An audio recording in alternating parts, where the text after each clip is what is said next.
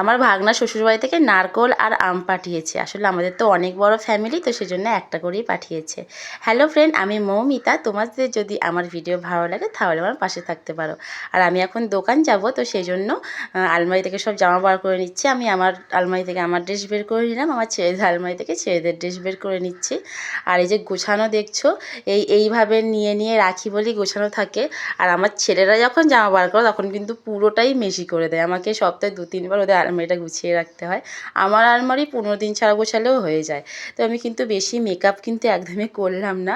Just মুখটা face wash করেছিলাম, করে একটু পাউডার লাগালাম। আসলে পাউডার লাগালে না ঘামটা হয় না। আর তারপর লিপ লাইনার লাগিয়ে আর লিপ বাম লাগিয়ে নিয়েছি।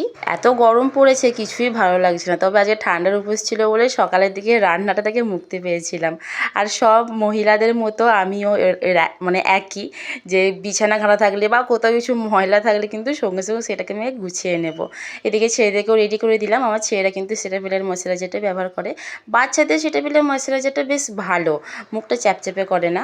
কিন্তু সেটাফিলের প্রোডাক্ট খুব ভালো, আমিও ইউজ করি। তবে এই গরমকালে না পন্সের জেল ক্রিমটা আমার বেশ আরামদায়ক লাগে।